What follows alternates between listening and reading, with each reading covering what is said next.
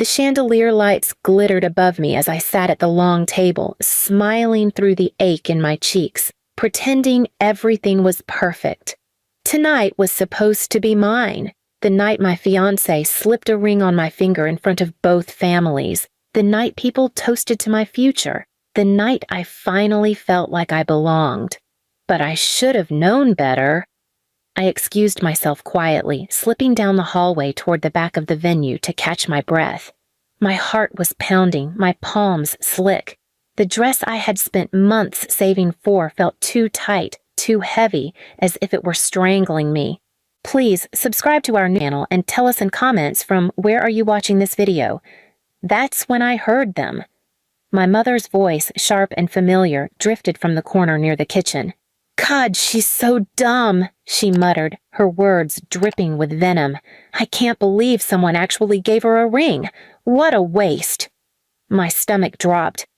And then my father's laugh followed, deep and cruel. "A ring? She doesn't deserve a ring. She deserves a collar. That's all she'll ever be, someone's obedient mutt." The words cut through me like glass. I froze, my nails digging into the wood of the doorframe as their laughter echoed, each sound another dagger. I had always known I was the scapegoat, the forgotten one, the afterthought compared to my sister, but hearing it, here, on the night that was supposed to be mine, made my chest collapse in on itself. I pressed a hand to my mouth, fighting the urge to cry out. Guests laughed from the main hall, glasses clinking, completely unaware that in the hallway behind them, my parents were shredding me apart like it was a private joke. "I told you," my mom continued, her tone laced with smug satisfaction. "She's not marriage material, she's just an embarrassment we dress up for nights like this." Dad chuckled again. "And the poor fool who thinks he's marrying her? He'll find out soon enough. Dogs don't suddenly become wives." Their voices faded as they walked away, leaving me pinned against the wall, my breath shallow, my heart hammering like it wanted to break free. I stared down at the diamond on my finger. The symbol that had felt so heavy with meaning now burned against my skin. Every sparkle of the stone mocked me. My parents didn't see me as a bride. They didn't see me as a woman worth loving. To them, I wasn't even human. I was a dumb animal to be leashed, trained, discarded. I walked back into the hall, my face pale, my smile gone. Rachel, my sister, was at the center of the crowd as always, laughing, soaking up attention in her glittering dress. She caught my eyes and smirked like she already knew what I had heard, like maybe she'd been standing there too. When the toast began, Dad raised his glass, his smile wide and proud for the audience. "To my daughter," he said, the same man who had just spat venom minutes earlier. "May her future be bright." The guests clapped. My mother dabbed at her eyes as though she were overwhelmed with emotion. My fiancé, Daniel, squeezed my hand gently, oblivious to the poison running just beneath the surface. I raised my own glass with trembling fingers, my throat tight. My lips curved into a smile, but inside, something was snapping. Clean and sharp, like a bone breaking, because they thought I hadn't heard. But I had. And the words, "She doesn't deserve a ring, just a collar," kept replaying in my mind, carving themselves into my memory. I could almost feel the metal of that collar around my neck, heavy and suffocating. They thought I'd accept it. They thought I'd keep being their dog, dragging myself back to them no matter how many times they spat on me. But they were wrong. As the clapping and laughter echoed around me, I lowered my glass, eyes fixed on the chandelier above. For the first time in my life, I felt a cold, steady fire rising in my chest. If they wanted to call me a dog, then I would show them how it feels to be bitten. The morning after the party, the house smelled like roses and spilled champagne, but all I could taste was the metallic echo of their words. "She doesn't deserve a ring, just a collar." Every time I glanced at my finger, the diamond felt like a chain, not a promise. Daniel called me quiet over breakfast, his tone puzzled but not worried. "Nerves, maybe?" he asked with a smile that didn't quite reach his eyes. "Big night for you." He didn't know. He hadn't heard. He hadn't seen the way my parents smirked as if they had rehearsed their lines about me being nothing. I wanted to tell him. I wanted to open my mouth and pour out everything, the hallway, the laughter, the collar, but something inside me clenched shut, because if he believed them, if he brushed it off as just their way, I'd be alone in a new kind of hell. So I stayed silent. By the afternoon, Mom stopped by my apartment. She didn't knock, she never did. She walked in like she owned the place, heels clicking, perfume filling the room. She looked me up and down, eyes sharp. "You embarrassed us last night," she said, tossing her purse on the couch. "Embarrassed you?" I choked out, finally finding my voice. "What about what you said? What Dad said?" Her laugh cut me off, cold and practiced. "Oh, so you were eavesdropping, always sneaking around like a stupid little girl. You heard wrong. Or maybe you heard right and you finally understand what you are." My chest burned. Before I could answer, Dad stepped in through the doorway, loosening his tie. "We saved you," he said casually like it was a fact. "You'd be nothing if it weren't for us. Don't forget that." He glanced at the ring on my finger and smirked. "He'll figure it out soon enough. Don't say I didn't warn him." They left me standing in my own living room with their words echoing louder than the slam of the door.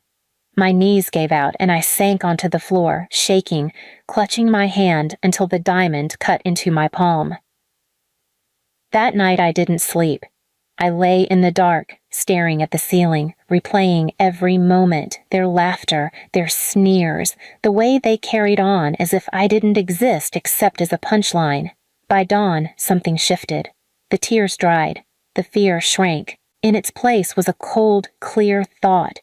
They had always believed I'd crawl back, no matter what, that I'd beg for scraps of approval, that I'd swallow humiliation forever. But they were wrong. I sat up, the early light spilling across the room, and for the first time, I didn't feel weak. I felt sharp, like glass. I thought of their smiles, their pride, their desperate need to be seen as untouchable. That was what they lived for. Not me, not family, but their image. And I knew exactly where to strike. Because if they thought I was dumb, they'd never see it coming. The weeks after the engagement party passed like I was walking through smoke. People congratulated me, hugged me, sent flowers. Daniel's friends toasted to our future. My parents smiled in every photo, raising glasses, playing the perfect roles. To anyone else, it was flawless. But I knew the truth. And once you hear the truth, you can't unhear it. I stopped looking at the ring the way I used to. Instead of a promise, it became a reminder. Instead of hope, it became fuel. Because every time it caught the light, I saw their faces, the smirk on Mom's lips, the gleam in Dad's eyes when he said collar. So I started building something they couldn't laugh off. It began quietly. A copy of Dad's company files borrowed from the unlocked study drawer. Old emails from Mom's laptop printed and tucked into a binder. Screenshots of Rachel's messages to friends, mocking me, mocking Daniel, mocking anyone who wasn't her. For years, they thought I was too dumb to notice, too soft to fight back. But dumb girls learn. Dumb girls listen. Dumb girls collect. By the time Rachel announced her pre-wedding brunch for her birthday, it didn't matter what the occasion was. She just wanted attention. I was ready. My parents were glowing as always. Mom bought a new gown. Dad rehearsed a toast. They thought they would shine. And I was going to let them shine, just before I burned it all down. The brunch was at the same hall as my engagement party. Chandeliers, champagne, rows of tables lined with white flowers. As I walked in, conversations stalled. My parents' smiles faltered. Rachel's glass froze halfway to her lips. They hadn't expected me to show. I walked straight to the front, heels steady, my binder tucked under my arm. "Since everyone's gathered," I said, my voice calm but cutting through the chatter, "I think it's the perfect time for another toast."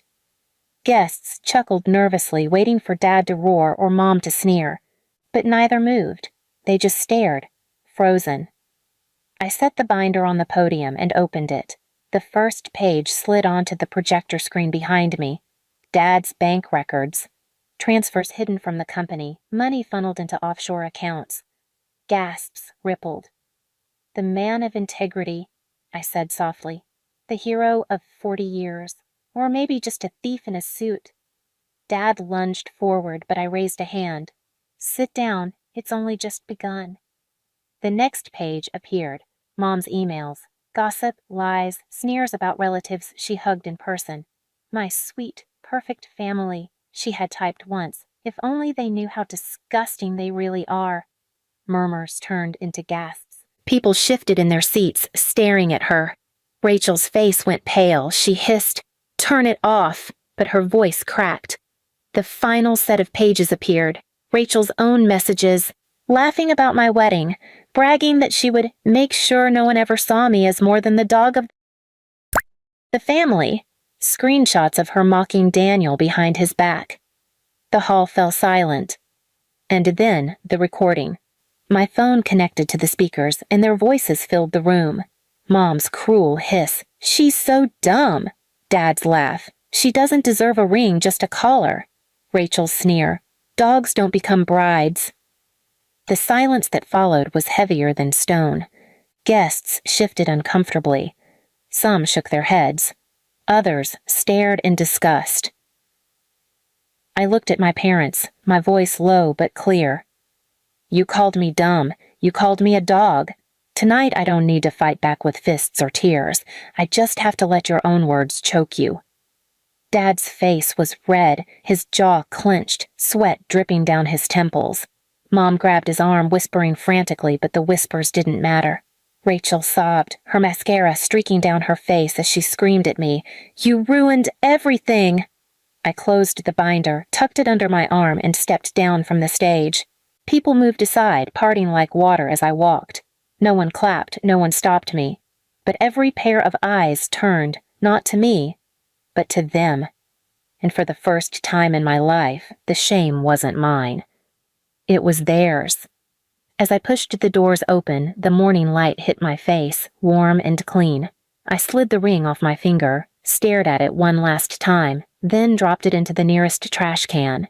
It was never meant to be a promise. It was a chain. And I wasn't wearing chains anymore. Behind me, their empire cracked. Their friends whispering, their reputations collapsing, their perfect image burning down with their own words. They wanted me on a collar. Instead, I left them in one.